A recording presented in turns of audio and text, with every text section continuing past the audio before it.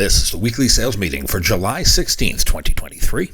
My name is Chris Fleming. You can reach me at chris@cdmediaconsulting.com or go to our website at cdmediaconsulting.com. Today's topic is the cluster selling fallacy. Peter Drucker, the man widely credited as the father of modern management theory, was born in Vienna in 1909. He became a U.S. citizen in 1943 during the height of World War II. He spent 21 years as a professor at NYU before being recruited away to California's Claremont Graduate University. There, he was recognized as having developed one of the country's first executive MBA programs. His influence and impact were so grand the university later named the school after him. What made Drucker's influence in the world of management so impactful was his ability to weave a variety of topics into plain English. He leaned on historical context, socioeconomic impact, and basic human psychology in his lessons. He would pull in elements of philosophy, politics, and religion also. To his credit are 39 published works on the subject. He is viewed in the highest regard in the world of business. His overarching impact in the world of management and management philosophy looms large.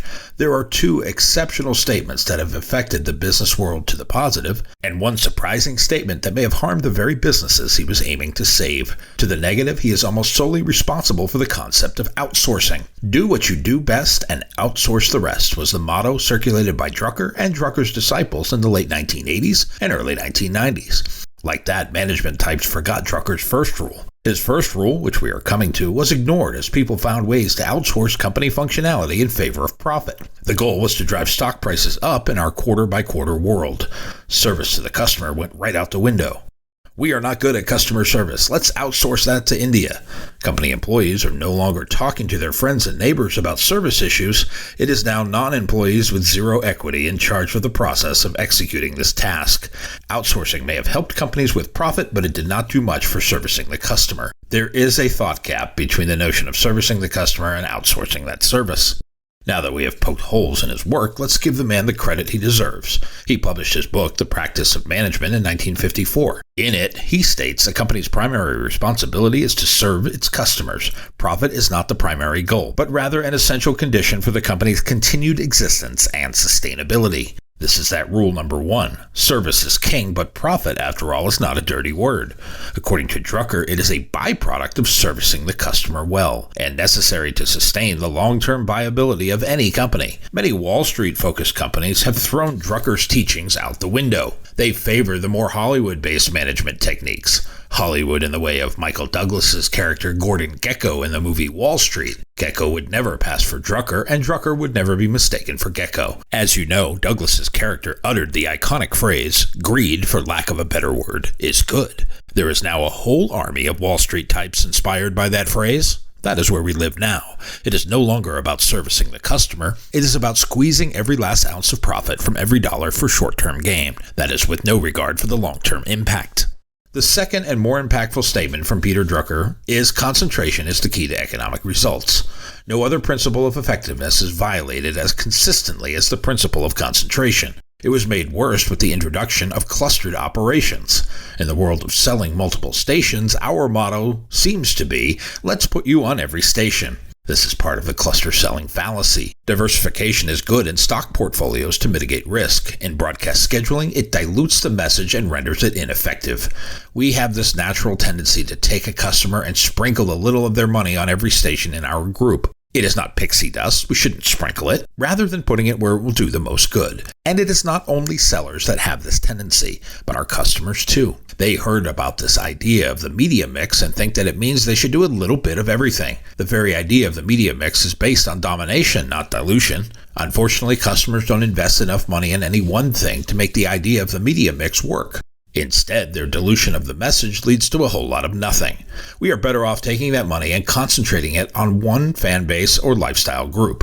There, we should buy as much as we can in that one area. For most local, direct customers, success can come from 10 extra calls a week, and that only happens with frequency. Take all the firepower you can muster and target it at one lifestyle group or fan base. This is the key to advertising success. Narrow the focus to one target and super serve it. When you dominate that space and have success with it, then it will generate more revenue.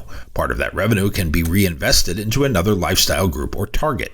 Putting a little everywhere leads to the "I tried it and it didn't work" conversation that we have all had. Call it the spray and pray method of advertising. The cluster selling fallacy is exacerbated by sellers, the ones who think it is a good idea to put some everywhere.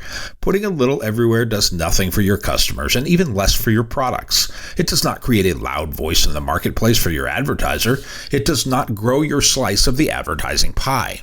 While the domination method would grow your slice of the advertising pie, the cluster selling approach has not. If we look at the last 30 years of cluster selling, one might conclude it shrinks our share of the pie. What has happened is the amount invested with you or your company acts as a price anchor. You will never get your customer to invest more than that base amount, regardless of what you say and what evidence you have. They say things like, "Here's your money, you put it where you want." That is not a plan, that is gambling. That is roulette. It might be the Russian kind.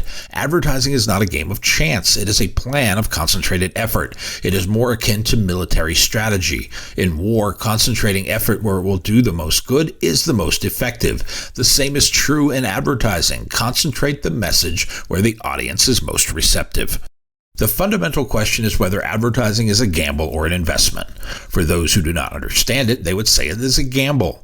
For those who have mastered the art, they know it is a science. They have learned how to tie their advertising investments back to one of the economic drivers of their business. For most, those drivers are top-line revenue, inventory control, or bottom-line profit. The ones that agree it is a science can draw a line from their advertising investments to one of those drivers. For everyone else who believes it to be a gamble, they rely on hope. And as I have told you, hope is a great girl's name, but it's a terrible business plan. How can you tell the difference between fact and a gamble? Those who make purchases based on their own personal interests or desires are dabbling in hope. Many end up buying what they like rather than what they need. Peter Lynch is a noted investor. Many will quote him when it comes down to serious money discussions. He says an investment is simply a gamble in which you've managed to tilt the odds in your favor. Those who have mastered the fine art of advertising and turned it into a science have discovered ways to tip the odds in their favor.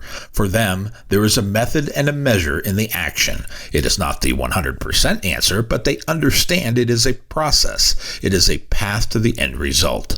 They know they have to put extra work and effort into messaging, targeting, placements, and calls to action, but they know what measurement tools they have in place to track its effectiveness. This is a small subset of the universe. Most do not understand the methods, media, or messages of advertising. Because of this, the advertising budget was invented. It was invented as a stopgap measure. The budget is about limiting risk, not creating opportunity. In that way, it is like gambling, the way most people gamble. They go to Las Vegas and they set a losing budget. It is their donation to the Convention and Visitors Bureau of Las Vegas. They say, "Today I'm only going to lose $100, and they'll repeat the process the next day. Meanwhile, those that know how to do it will continue to invest the right and proper amount to get the return they desire. And that is the difference between gambling and science. It is also where an experienced marketing consultant can make their money, by offering sound advice on what to do and how to do it, by being honest about the expectations and deliverables the customer is going to purchase. We can help them understand how much it takes to get the results they are looking for, rather than let them assign a number to it. Some will ask people what their budget is, but that is one of the dumbest questions on the planet. By asking it, we have ceded the expert's marketing opinion to a novice. We have allowed someone without the knowledge and experience we have to make a decision on the right and proper amount to invest to achieve the results they desire. When I look at failure in advertising, it only comes from three things. Failure one is the message sucks. The second failure is mismatching the target, and the third cause of failure is inadequate frequency. Frequency sells, or so I've heard. Yet as salespeople, we have been committing this crime. Because we ask the budget question, we let that dictate the frequency conversation, rather than create the frequency necessary to solve the problem and then have the budget conversation. It's almost like we do this in reverse. Start with what works first, then tell the customer what it's going to take. I can guarantee you that if you had to have knee surgery, the doctor would not ask you what your budget is first. He or she would only tell you what it's going to take to have a successful knee surgery. Besides, do you want discount knee surgery? In a recent industry study, it was found that only 2% of media schedules were deemed adequate enough to make an impact. That leads me to ask, what are we selling? Peter Drucker's concentration is the key to economic results applies to the broadcast business. It is our job as sellers to guide our prospects and guide our customers so they have success and continue to have success. When cluster operations were first announced, the thought process was, now I have access to all these products, you can buy them all from me. But the reality of this and the fallacy of cluster selling is that it did not expand client investment. It expanded the universe of products, but it left investment levels stagnant. Our current and future strategy must be to get out of the spray and pray mentality. We should resist the urge to put a little everywhere. We need to get into the concentration of effort mentality. This should not only grow customer investment with success, but break the cluster selling fallacy once and for all. My new book, 52 Weekly Sales Meetings, is now available on Amazon.com. If you like what you have heard here today, please consider ordering a copy or two. You can always send one to a friend. Go to cdmediaconsulting.com right now and follow the instructions to order.